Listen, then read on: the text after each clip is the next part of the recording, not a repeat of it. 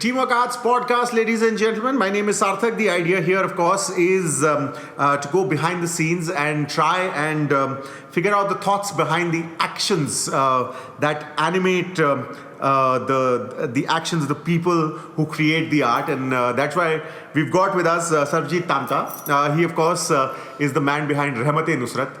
रहमत-ए-नुसरत जो है, मतलब हम बहुत कुछ कह सकते हैं सरजीत उसके बारे में कि मतलब सूफियाना कलाम है और कवालियाँ हैं, लेकिन आइडिया तो आपका है, तो शब्द भी आप ही के होने चाहिए। तो ये कब शुरू हुआ और कैसे हुआ? सबसे पहले बहुत बहुत मेहरबानी जी। ये रहमत-ए-नुसरत का जो आइडिया था ये 2014 से मेरे जहन में आया जी। कवालियाँ सुनना 2010 से मैंने शुरू किया था। अच्छा। जिस वक्त कॉमनवेल्थ चल रहे थे दिल्ली में, जी जी, उस वक्त मैं दिल्ली में ही पढ़ा करता था। अच्छा। लेकिन कॉमनवेल्थ के वक्त छुट्टियां थी तो मैं वापस अपने घर चले गया था। अच्छा। तो वहाँ से मैंने अल्मोड़ा जी, अल्मोड़ा। क्या बात है। तो वहाँ फिर खान साहब को सुना पहले था, लेकिन उनके नाम से कि ये नुसरत फ़तेह अली खान साहब हैं जी, उस नाम से पहली बार उनको जाना, और पहला गाना सुना था सानू एक पल चैन ना आवे सजना तेरे। हाँ। तो उसके बाद से लगातार उनको सुनना शुरू किया, और फिर जिस पूरी ज़िंदगी इंसान जिस सेल्फ सेटिस्फेक्शन के पीछे भागता है, मुझे वो वहाँ मिल गया था उस उम्र में। क्या बात है। तो चैन जो है नुसरत साहब की आवाज़ ने छीन लिया आपका। छीना नहीं, बहुत सुकून दे दिया है, बहुत सुकून दे दिया है ज़िंदगी में। तो ये सुकून भरी आवाज़ जो थी, जो आपने सुनी, उसके बाद आपको लगा कि इसका बैंड बनाना चाहिए, तो काफ़ी सारे लोग आपने जोड़ लिए अपने साथ। सर ये प्रोसेस बहुत आसान नहीं था, क्योंकि अगर मैं साफ लफ्ज़ों में कहूँ तो उत्तराखंड को देवभूमि कहा जाता है, और सूफीज़म को हमेशा रिलीजियसली अगर देखें तो ये इसको एक इस्लामिक कंटेंट माना जाता है ना। तो इस तरह का म्यूज़िक वहाँ पे कभी एग्जिस्ट नहीं करता था, और अभी भी इतना ज़्यादा नहीं है। लेकिन मेरी एक कोशिश ये है लोगों को समझाने की कि ख़ास तौर से जहाँ पे जो है सूफीज़म को लोग नहीं समझ पाए हैं, या कवालियों को लोग नहीं समझ पाए हैं, उस सुकून को नहीं समझ पाए हैं, तो मेरी कोशिश ये थी शुरू से, मतलब वो विचार शुरू से भी था, वो ही विचार अभी तक भी है कि लोग इसको समझें, इसको जानें, और इसको वो रिलीजन के बैरिकेड से हटा के एक बार देखें, तो ये बहुत सुकून भरी चीज़ है। जैसा कि वही है कि सूफीज़म तो कहता ही ये है कि आनंद को प्राप्त करो। तो एक तरह से तो वो नैरो होती जा रही है रिलीजन की डेफिनेशंस जो हैं, वो मेरे ख्याल से उसके एकदम अगेंस्ट ही है। पर ये बात तो है ना सरजीत कि आजकल हर चीज़ को जो है एक लेंस से देखा जा रहा है, तो आपको ये लग रहा है कि थोड़ा सा दिक्कत जो है लोगों को समझने में आप क्या कर रहे हो, ये आनी शुरू हुई है? देखिए, मैं पहले वाली बात का अगर जवाब दूं तो जिस वक्त ये सूफ़ी सिलसिला शुरू हुआ, वो उसकी वजह ही यही थी कि दो गुट या दो रिलीजन्स कह लीजिए, वो जब आपस में टकराए, या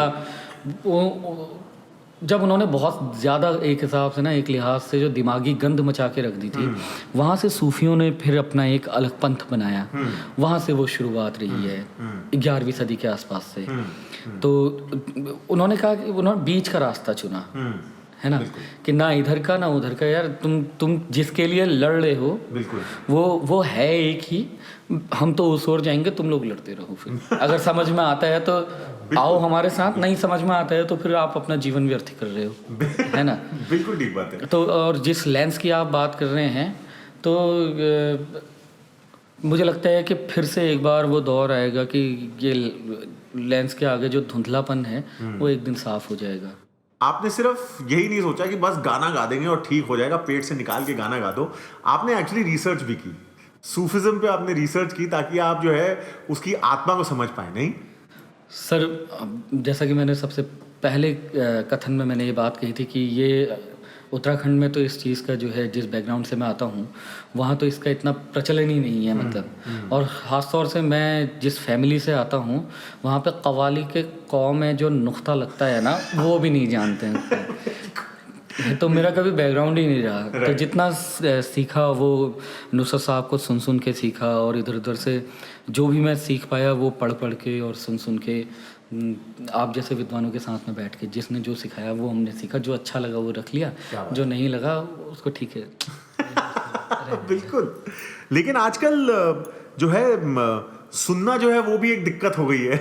लोग ज़्यादा सुनने में विश्वास नहीं रख रहे हैं, लेकिन जो आपने अपने गानों के ज़रिए जो है लोगों को रिझाया है, वो आपको ऑडियंसेस कैसे लग रहे हैं आजकल जहाँ जहाँ आपने आपने प्ले किया है, स्पेशली इस माहौल में? सर हर किसी का अपना अपना नज़रिया होता है देखने का। देखने का भी नहीं, नज़रिया तो खैर देखने का ही है, एक समझने का नज़रिया अलग होता है चीज़ों को। जब हम कोई भी कलाम पेश करते हैं, कोई भी चीज़ें पेश करते हैं, भले ऑडियंस कैसी भी हो, चाहे यूथ हो चाहे बुज़ुर्ग हो, किन्हीं के भी सामने अगर हम कलाम पेश करते हैं तो अलग अलग रिएक्शंस ऑब्वियसली देखने को मिलते हैं। कोई चेयर छोड़ के चले जाता है, कोई वापस से कोई एक अगली सूरत उस कुर्सी में बैठी हुई होती है ना। तो ये हर किसी का अपना अपना नज़रिया इस चीज़ को लेकर। और मुझे ऐसा लगता है कि जैसे अभी आप देख रहे होंगे इस दौर में फिर से जो है खान साहब के गानों का रिमिक्स बन रहा है। लोगों के भले ही समझ में ना आए, मेरे रस के करम भी कह देते हैं, कमर भी कह देते हैं, कुछ भी कह देते हैं, लेकिन एटलीस्ट वो उनकी वोकेबलरी में वो शब्द आने शुरू हुए हैं अभी इस वक्त। मुझे एक उम्मीद तो है कि शायद लोग फिर से इतनी भागदौड़ भरी ज़िंदगी में कहीं ना कहीं जो है एक सुकून चाहेंगे और वो वापस उस हो आएंगे। दूसरी बात ये है कि आजकल बहुत लोग ये भी कहते हैं कि जो अटेंशन स्पैन है लोगों का, जो अटेंशन जो है वो बहुत कम हो गई है। लेकिन आपके गाने तो 12 मिनट, क्योंकि पकना बहुत ज़रूरी है संगीत का, क्योंकि इसका डेवलप होना बहुत ज़रूरी है। तो कभी ये नहीं लगता कि आप शॉर्ट वर्जन बनाए, थोड़ा रीमिक्स वर्जन, ऐसे कभी फिसले हैं उस तरफ? सर जी, अगर शुरू से हारमोनियम के साथ में अगर आलाप में आए और गाने का पूरा बनाने का अगर कोशिश करें ना, उसी में 7 से 9 मिनट निकल जाते हैं अगर ढंग से बैठा जाए तो। है ना। तो ठीक है, मैं इस बात का समर्थन भी करता हूँ कि हमेशा अपनी ही जैसी नहीं थोपी जानी चाहिए। सामने वाले अपने जितने भी श्रोतागण हैं उनका भी ध्यान रखा जाना चाहिए। और क्योंकि वो ही नहीं रहेंगे तो फिर हम सुनाएंगे किनको और समझाएंगे किनको। बिल्कुल ठीक बात। अभी हाँ, इस वक्त धैर्य की कमी सभी में है। तो उस कमी को समझते हुए हम इस पे काम कर भी रहे हैं। और इसमें जो है मैं अगर कहूँ तो मुझे जो बहुत अच्छा सीखने को मिला है, इस वाले दौर से पहले हमने इस पे बहुत काम किया है। अमर रस रिकॉर्ड्स के साथ में काम किया है। आशुतोष शर्मा जी, अंकुर मल्होत्रा सर हैं, उन्होंने बहुत कुछ सिखाया है इस बारे में कि उसको कैसे लिमिटेड किया जाए करके। अगर स्पेशली अगर मतलब यूथ को सुनाना है या किसी के साथ में कनेक्ट करना है, ठीक है, लंबे वर्जन होते हैं, हमको मिलता उसी में सुकून है, उसी में अच्छा भी लगता है गाने में कि एक चीज़ से दूसरी चीज़ कनेक्ट होकर निकलते रहती है। बिल्कुल, वो हमारे लिए तो अच्छी बात होती है। लेकिन हाँ, अब ये भी ख्याल रखना ज़रूरी है कि सामने वाले को वो कितना वो चीज़ पसंद आ रही है। पर आपको पूरा विश्वास है कि इस दुनिया में सुकून की कमी जो है वो महसूस होनी शुरू हो गई है, और इस संगीत का अभी भी जो है ना, जिसकी अहमियत जो है वो अभी तक है, आपको विश्वास है? सुकून की कमी अकबर में भी थी, अशोक में भी थी। क्या बात है। और मेरे ख्याल से बुद्धा में भी रही होगी, इसलिए वो सिद्धार्थ में रही होगी, इसलिए वापस वो बुद्धा बने। तो ये पुराना सिलसिला है, कभी किसी को मुकम्मल जहां नहीं मिलता। क्या बात है, क्या बात है। म्यूजिक जो है सरजीत, सिर्फ मतलब एक सुकून देने की चीज़ ही नहीं है, पर एक ऐसी भी चीज़ है जो आपको सोचने में भी मजबूर करती है। Music as a change, as a statement जो है वो भी बहुत ज़रूरी है। और आपने भी, हम देखेंगे का जो वर्जन आपने गाया है वो रोंगटे खड़े कर ही देता है। तो आपको ये विश्वास है कि music also can make a change? Sir, एक फ़नकार के तौर पे मुझे ये लगता है, चाहे कोई भी फ़नकार हो, वो किसी भी चीज़ में निपुण हो, किसी भी चीज़ में मारती हो, हम तो अभी अज्ञानी हैं, हम लोग सीख रहे हैं, हम लोग नाकिश लोग हैं, हम नकल करते हैं। लेकिन जो महारथी हो चुके हैं ऑलरेडी, जो पारंगत हैं चीज़ों में, एक कलाकार के तौर पे ये एक कलाकार की नैतिक जिम्मेदारी बनती है कि आपको आवाम की आवाज़ जो है वो हुकूमत तक पहुंचाना, या कोई भी परेशानी हो रही है उसके लिए एक कलाकार का सबसे पहला जो है वो अपनी जिम्मेदारी बनती है कि आप सड़क पे आएँ, उन मुद्दों को अपनी कला के माध्यम से, भले ही कैसी भी कला है उसके माध्यम से आप वो सरकार तक पहुंचाएं, या जो भी हुकूमत पे कोई भी बैठे हैं हुक्मरान तक वो पहुंचनी चाहिए।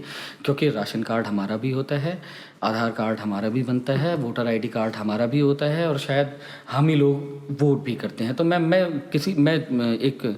जनता से अलग तो नहीं हूँ ना, है ना। तो वो हमारी एक नैतिक जिम्मेदारी बनती है। बिल्कुल। तो ये रिस्पॉन्सिबिलिटी जो है, द रिस्पॉन्सिबिलिटी ऑफ आर्ट, उसमें आप पूरा विश्वास रखते हैं? बिल्कुल सर। और ये रिस्पॉन्सिबिलिटी जो है कभी कभी दिक्कतें भी पैदा कर सकती हैं। छाती पे क्या ही ले जाना है। बिल्कुल ठीक है, बिल्कुल। तो जब आप देखते हैं कि रहमत नुसरत जो है वो 5 साल बाद जो है आप कहाँ दिखता है? ज़मीन पे ही दिखता है। ये जो मेरा दिल का जवाब है वो यही है। बिल्कुल। और स्टेज पे भी? हाँ, वही, मतलब कि ज़मीन पे हम लोग बड़े अनकंफर्टेबल हो जाते हैं अगर खड़े होके गाना पड़े तो हमको। नहीं, मैं उसकी जुड़ना बहुत जरूरी है। वो कनेक्शन बहुत ज़रूरी है। बिल्कुल, बिल्कुल। और इसके लिए मैं अगर एक साफ लफ्ज़ जिसको अगर गलत ना समझा जाए, वैसे वो सामाजिक लफ्ज़ के तौर पे गलत ले लिया जाता है, लेकिन वो मुझे बहुत सही शब्द लगता है, क्योंकि वो एक इंसान को उसके इंसान होने पर मजबूर करे रखता है। वो लफ्ज़ है औकात। बिल्कुल। तो वो भले ही कहीं पे भी हूँ, कैसा भी कर रहे हूँ, आ रहा होगा कुछ धन, कुछ इधर भी जा रहा होगा, कहीं इन्वेस्ट भी हो रहा होगा, उन सब के बावजूद अगर वो मेरे और मेरे इंसान होने के बीच में एक पर्दा डाल देता है, तो फिर इसका मतलब वो मेरी अपनी कमज़ोरी है। इसलिए मैं खुद को, इवन मेरे जितने भी ग्रुप मेंबर्स हैं, हम ज़मीन पे देखते हैं खुद को। इसीलिए जो है ना, फन जो होता है ना वो भारी होना चाहिए।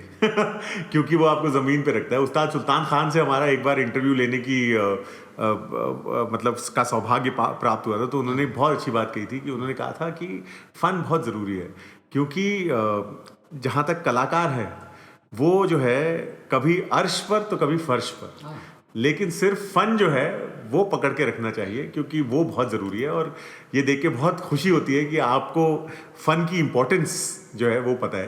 तो मैं तो पहले से ही बहुत फ़ैन रहा हूँ रहमत नुसरत का, और चाहेंगे यही कि मेरी तरह से और लोग बढ़ें और आपके संगीत को और कानों तक जाने का और रस घोलने का मौका मिले। तो मैं उस बात में एक शेर और मैं ऐड करना चाहूँगा, जो आपने उस्ताद सुल्तान खां के बारे में जो बात की, कि अल्लामा इकबाल से लोगों को कई तरह की नाराज़गियाँ हो सकती हैं, है ना, लेकिन उनकी एक नज़्म है कि दयार इश्क में अपना मकाम पैदा कर, नया ज़माना नई सुबह शाम पैदा कर। तो उसमें एक शेर पढ़ते हैं, कहते हैं कि मेरा तरीक़ अमीरी नहीं फ़कीरी है, मेरा तरीक़ अमीरी नहीं फ़कीरी है, खुदी न बेच गरीबी में नाम पैदा कर। ये अल्लामा इकबाल। तो इस चीज़ पे ये हमारा मतलब ये एक मोटिव रहा है हमेशा, इस पे बने रहना। ये एक तरह से सूफियाना कलाम का निचोड़ भी है ये। तो यही है, नॉलेज इसीलिए बहुत ज़रूरी होती है, क्योंकि उससे जो है और कुछ नहीं तो कम से कम अगर सोच को एक चिंगारी मिल जाए तो बहुत ज़रूरी है, और आपके संगीत से वो मिलती है और मिलती रहे। बहुत बहुत शुक्रिया सरजीत। आपका बहुत शुक्रिया सर। सरजीत तांता, रहमत नुसरत, अगर आपने ना सुना हो तो सुनिएगा ज़रूर, क्योंकि एक होता है संगीत सुनना और एक होता है संगीत में डूबना, और अगर डूब के ना सुना तो फिर रस तो रस रहता है संगीत का, उसका स्वाद जो है वो रह जाता है। तो वो ज़रूर सुनिएगा। रहमत Nusrat on the team work arts podcast, ladies and gentleman. भाई सूफियाना कलाम में मैं इतना डूब गया कि मेरा दिमाग चलना बंद हो गया, और ये पूछना भूल गया कि एक जो एंगल जो है वो रहमत नुसरत का दूसरा एंगल भी है, जिसे साइड प्रोजेक्ट या पार्ट 2 कह सकते हैं, और वो है हिमालय मोह, जो है हिमाचल और पहाड़ों की पहाड़ी संगीत का स्वाद। हिमालय का शहद, मऊ मतलब शहद होता है, तो हिमालय का शहद जो है उसके बारे में बात हो रही है। शुरू हो गई। हाँ, तो ये बताइए कि एक तरफ तो सूफियाना कलाम है, दूसरा जो है जो रिस्पॉन्सिबिलिटी जो है वो है आपके पहाड़ी संगीत की जो एक हेरिटेज है जी, वो बहुत ही सुंदर और बहुत ही म्यूजिकल है। तो वो हेरिटेज भी जो है आप थोड़ा सा लोगों के कानों में घोलने की कोशिश कर रहे हैं हिमालय मोह के साथ। तो जरा ये बताएं कि थोड़ा उसके बारे में थोड़ा रोशनी डालें उस पर। हिमालय मऊ जो है ये मतलब 4 दिन हुए हैं इस नाम को रखे हुए। अच्छा। और हम लोग इसके साथ में हम अपना फोक भी हम लोग पेश करते थे। अच्छा। लोक संगीत जो है उत्तराखंड का। तो ये हिमालय मऊ नाम इसीलिए रखा गया है, ये हिमालय का शहद है। हमारे वहाँ ना मधुमक्खी को मौन कहते हैं। मौन। तो अच्छा। मौन मौ बनाता है, मौ यानी कि शहद। क्या ठीक है। हाँ। ये उस तरीके से। तो जब से अमर रस के साथ में जुड़े तो लोक संगीत की ओर ज़्यादा थोड़ा मतलब रुचि बढ़ने लगी। जी जी। कि ये भी है, वो भी है, ऐसा भी है, हमारे वहाँ झोड़ा होता है, चांचरी होता है। लेकिन मेरा एक इसके प्रति ना लोक संगीत के प्रति एक दूसरा एक एंगल है कि मैं बहुत सारी जगहों के बारे में तो नहीं जानता हूँ, लेकिन ख़ास तौर से अगर उत्तराखंड की बात करें तो लोक संस्कृति के नाम पे, या जिसको पारंपरिक संगीत कह रहे हैं, इसके पीछे एक कास्टिस्ट एंगल छुपा हुआ है जो कि शुरू से रहा है। जी। जिनको दलित कहा जाता है या जिनको निम्न तबके में रखा गया, वही इस संगीत के अभी तक द्योतक हैं, वही इस संगीत को बढ़ा रहे हैं। जी, जी। और लोक संगीत के नाम पे जब आप आज के तारीख में कहते हैं कि नहीं हमारा लोक संगीत अभी धीरे धीरे ये चीज़ें विलुप्त हो रही हैं, ऐसा विलुप्त हो रहा है, ये विलुप्त हो रहा है, तो इसका मतलब इसका एक जो पॉजिटिव एंगल है जी। शायद कि कास्टिज्म के बैरियर्स टूट रहे हैं, और जो लोग इसको ज़िंदा रखना चाहते हैं फिर वो उनको जो है इस वाले एंगल से बाहर निकल के देखना चाहिए, और अपने आने वाली पीढ़ी को या अपने परिवार के अंदर भी सभी को सिखाना चाहिए। किसी एक स्पेशल समाज पे इसको नहीं ढोना चाहिए। ये इसके पीछे का एक एंगल ये है। लेकिन इसके अतिरिक्त जो है वहाँ वहाँ के संगीत में मिठास है, और बहुत तरह तरह का संगीत है वहाँ का। नहीं तो किस किस तरह का संगीत है वहाँ पे, ये बताइए सर। झोड़ा है, चांचरी है, छपेली है, न्योली है, ये चौफला है, गढ़वाल में चौफला खेला जाता है। अच्छा। बहुत तरह के। और इन सबके एक सोशल एंगल है, क्योंकि ये सेलिब्रेटरी म्यूजिक है एक तरह से। नहीं, ये किसी ना किसी तरह से जो है एक किसी सेलिब्रेशन से या सीजन चेंज से, ये सबसे जुड़ा हुआ है। नहीं, बिल्कुल। जैसे चैती गाई जाती है, चैत के महीने में गाई जाती है, तो उसमें जो है कोई भाई जो है ना अपनी ब्याही हुई जो बहन है, जो उसकी शादी हुई है, तो उसके ससुराल में जाके, हमारे वहाँ उस टाइम पे एक भिटौली का त्यौहार होता है। भिटौली यानी कि भेंट होने का त्यौहार होता है। और भाई जो है, भेंट यानी कि उनसे मिलने का। जी। और भाई जो है अपनी ओर से जो कुछ भी बहन को दे सकता है, इधर से ससुराल मतलब मायके से ले जाके वो बहन तक पहुंचाता है। वो एक पास होता है। कुछ चीज़ें बड़ी अच्छी भी हैं। जी, बिल्कुल बिल्कुल। तो यही है कि बेड़ूपा को 12 मासा सबसे, मेरे ख्याल से सबसे पॉपुलर जो पहाड़ी धुन है वो ये है। तो उसके पीछे क्या कहानी है, मतलब ये क्या कहता है ये गाना? सर इसके पीछे बहुत ही अलग अलग मत हैं। मैं खुद कंफ्यूज हूँ। मेरे को आज तक अभी तक एक ऐसा मत नहीं मिला है कि ये मैं इसको मान जाऊँ हर तरीके से, मतलब इस पे विचार करने के बाद में। जी। कोई कहता है बेड़ूपा को 12 मासा, यानी कि 12वें महीने में बेड़ू पकता है। जी। कोई 12 मासा, कुछ वो अलग अलग लोगों ने अपना वो बनाया हुआ है। खैर, बेड़ूपा को 12 मासा, बेड़ू एक फल होता है, ठीक है। और वैसे ही बेड़ूपा को 12 मासा, नारायणी काफल पाको चैता, नारायणी ये जो है ये भगवानों के नाम से वहाँ पे जुड़ा हुआ है। अच्छा, किसी को नारायण समझ। जी, बिल्कुल बिल्कुल। नारायणी काफल पाको चैता, काफल भी एक फल होता है जो कि गर्मियों के टाइम पे पकता है। छोटे छोटे उसके दाने होते हैं और वो बीज वाले दाने होते हैं और बड़ा रसीला फल होता है। अच्छा। हाँ, ये आपकी शक्ल से पता लग रहा है कि आपने काफी तोड़ के खाए हैं। बहुत, वाकई बहुत। तो वही है कि ये पहाड़ी रस जो है, ये भी आप कोशिश कर रहे हैं कि हम प्लेन्स वाले लोगों को थोड़ा सा जो है मिल जाए।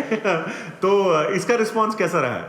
सर आज हमारा हिमालय मऊ के नाम से आज पहला यहाँ पे शो हुआ जी। लाइव शो हुआ है इधर, और सुबह का वक्त था। ऑडियंस बहुत ज़्यादा तो नहीं थे, लेकिन जो भी थे वहाँ पे बहुत इन्जॉय किया। और उस वक्त बड़ी खुशी हुई कि निर्मला मैम यहाँ पे है, निर्मला गोखले मैम है, वो उन्होंने नमिता गोखले जी। नमिता गोखले जी माफ़ कीजिएगा, नमिता गोखले मैम हैं। तो उन्होंने ये बोला था कि मैं ठेठ पहाड़ी हूँ, नैनीताल से हूँ, मैं पहले पंथ हुआ करती अरे, थी, क्या बात है। नमिता पंथ हुआ करती थी। तो उन्होंने ये बेड़ू पाक को 12 मासा की फरमाइश उन्होंने ही रखी थी, वरना अरे। मैं किसी और गाने से मैं ख़त्म करता था। क्या बात है, जी। क्या बात है। तो भाई मतलब एक तरफ सूफियाना कलाम की थोड़ा सा दिमाग को चलाने वाली बातें, और दूसरी तरफ जो है पहाड़ी धुनों का रस। तो वही है कि म्यूजिक की कोई बाउंड्री तो होती नहीं है ना। तो यही चाहेंगे कि आपका म्यूजिक भी जो है वो बिना बाउंड्री के आगे बढ़े। और मतलब सूफियाना बातें करते करते मैं पहाड़ी बातें तो भूल ही गया था, लेकिन अब जो पहाड़ों की हवाएं चली हैं उसके लिए और चलाने के लिए और उसको एक साउंड ट्रैक देने के लिए बहुत बहुत शुक्रिया। ये पहाड़ की जो हवाएं चला रहे हैं ना, वो भी प्लेन्स वाले ही चला रहे हैं हमारे अमर रिकॉर्ड से चल रही हैं वो हवाएं आशुतोष सर चलवा रहे हैं। ये बात सच है। और अमर रस रिकॉर्ड्स जो है उनका ये काम जो है ये काफी मैं बहुत बहुत मतलब हम लोग जब से अमर रस के संरक्षण में हैं, मैं ये दिल से जुड़े हुए हैं, बहुत दिल से जुड़े हुए हैं। तो वहाँ से जो भी हुक्म होगा वो बिल्कुल सर आँखों पे क्या बात है। सरजीत टामटा, हिमाली मो और नुसरत रहमत नुसरत, आप अगर सुने तो बहुत अच्छा रहेगा, क्योंकि कानों में जब रस घुलता है तो वैसी फीलिंग ना, कभी कभी शब्द नहीं होते लेकिन फीलिंग तो आपको पता ही है। तो सुनते रहिएगा। End of course this is the team work arts podcast.